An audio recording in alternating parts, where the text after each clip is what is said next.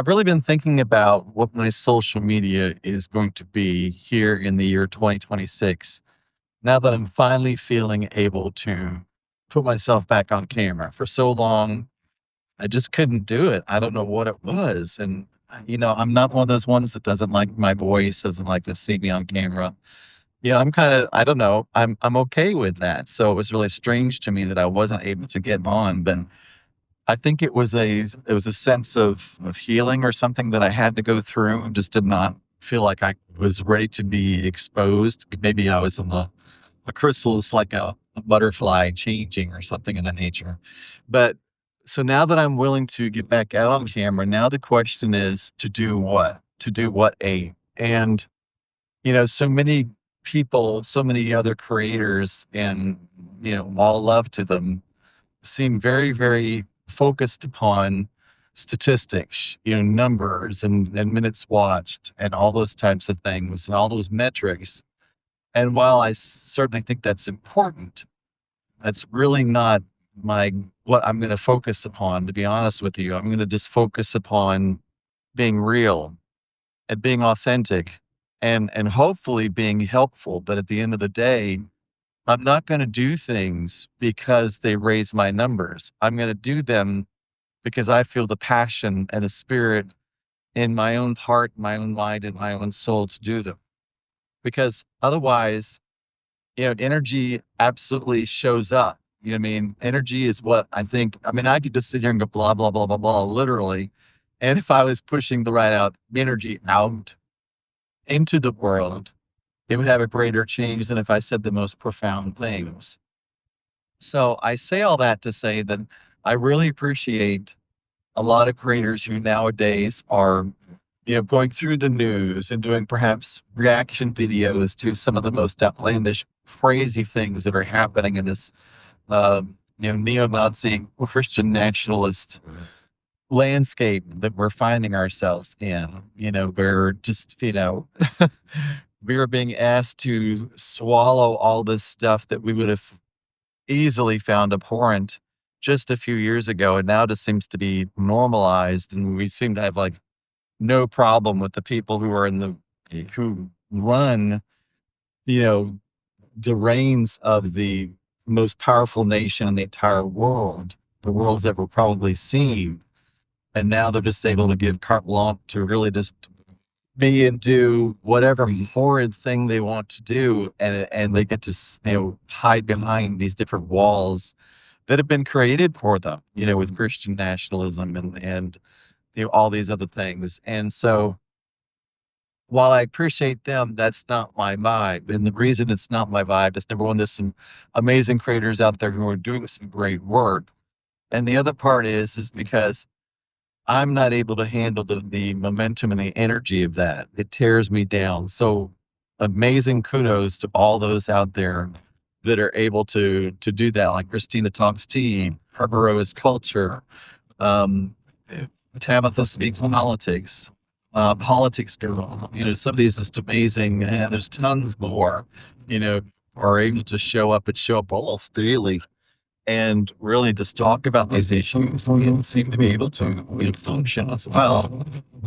I'm just not going to be one of those. So my focus is going to be on my year of residence. Last year was my year of presence. This year's my year of residence. And it's about being willing to look at my shadows. And the reason I'm focusing upon my journey is it's the only thing I can be true to. It's the only thing I feel like, and I hope this is true, that as I get real personal and raw about what I'm going through with the processes, the skills, and the different modalities, the wisdom that I have experienced and am experiencing, that it will help to showcase how that can be possible for someone else. I'm not trying to just take book learning or, statistics or, facts pulled from somewhere or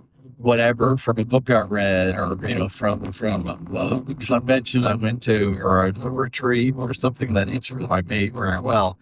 But I want to talk more from a lived experience of how I am, and I'm not gonna say coping and not even surviving, how I am thriving in this world. You know, I'm thriving right now. And also dealing with there's almost like this guilt and shame, when you weren't doing well.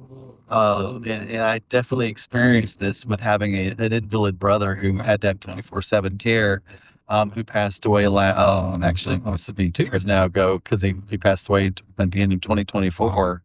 Um, there was a lot of survivor guilt that I went through, and that really came from this sense of ego that my life was the preferred one. And then, I really came to realize after a leader actually brought it to my attention, when I was in caretaker overload, and he just challenged me with, "What if Tommy was sent here to teach you strength, resilience, and grace?" And my mind was just blown at that point because up to then I had thought that, I was the able-bodied, older brother, I had to throw my cape on and come in and rescue everybody, which is a very egoic thing to do. Number one, thinking that you are the rescuer and nobody else can rescue or take care of themselves. And number two, to think that your path, your body, your whatever is the preferred one. Who says that? I think that's definitely been like baked into society, where we're scared of handicaps, we're scared of less than, we're scared of we're scared of all these things, age, whatever it might, disability, whatever else it might be, not having money and blah blah blah blah blah.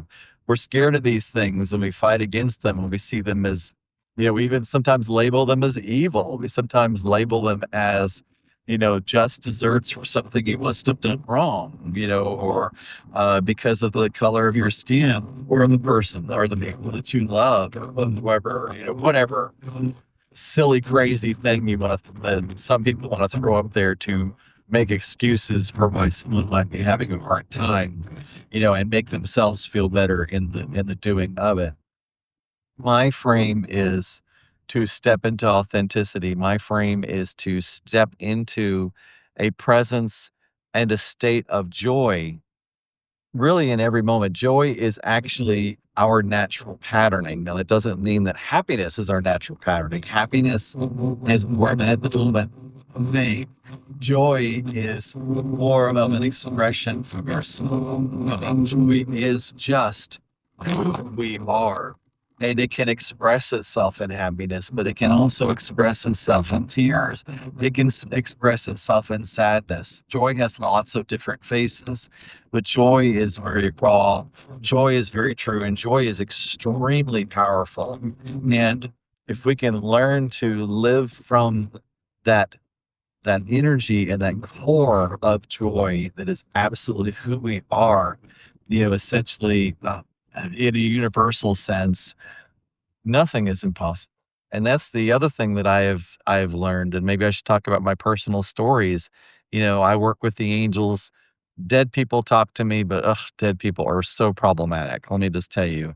And I love it when people are like, "Oh, you're a gift." I'm like, "Yeah, well, it's not much of a gift." You know what I mean? Didn't ask for it and sometimes don't want it, But suffice that to say that energy for me works really through the angelic realm. And I tell you, I'll get back into my human ego and think I've got this. And then everything is falling apart. And I'll stand back and I'll ask the angels to help. And then I move into faith through grace. And my goodness, this situation is just a lot of times miraculously just fixed. That doesn't mean that I instantly feel better because what I've noticed for myself, and it's really interesting, is because I was raised the home of chaos. Chaos is my normal patterning, and I my tendency is to actually create chaos in my life. So, like, if everything is going great, I will, overspend or stop going to the gym, or I'll do something really, really, really stupid that messes everything up. That is my normal patterning. And it's because chaos is home for me. And so I'm repatterning that. So as I'm getting into resonance of who I truly am, and that is a person for whom peace is home, it's a whole new redefinition. It's a whole new understanding of who I am and where center is. And it's a little jarring, to be honest with you, because I know that sounds crazy that calm and peace can be jarring, but it can be if that's not home or if that's not what has been home for you. So I just invite you, if you're interested, to come along with me on this journey. If you're not, blessings to you as well. I hope you have an amazing journey. But that's really what I've been thinking about. What is my social going to be? What am I focusing on? I'm writing books with Amazon KDP, and I'm creating a Substack, and I've got YouTube and TikTok, and all these other things that I'm really just working with. And I've decided that I'm not an influencer. I've decided that this is my art piece.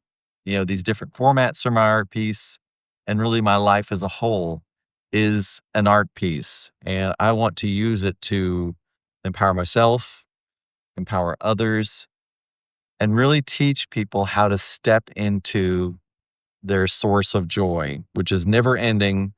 It's actually who you truly are, and it makes absolutely everything possible. There's lots of big changes that are going to be happening here in the world. I think we all feel it, like huge changes, huge political and social shifts that are happening because of the current political climate, the current social climate, the AI, all of these other things are creating a huge shift, and it's not going to be fun, a lot of it. But what is going to be helpful is if we can step into a sense of our, or a space of our own empowerment. And I know for me, that space of that empowerment is joy, because joy keeps reminding me of who I am. Joy keeps reminding me of what is truth. And as in a Buddhist principle, truth is something that never changes. So we know political parties change, everything changes. So that means that's not truth. Truth is what never ever changes. Joy doesn't ever change. And joy makes me look at what is truth and to move from that space. And so, anyway, just wanted to, I guess, really kind of define what it is I'm doing, what 26 is going to be for me, and where I'm going with all these different things. And I hope some of you come along for the ride. If you don't, I understand. If you do, amazing. Love to have you. Until later, love, peace, and release.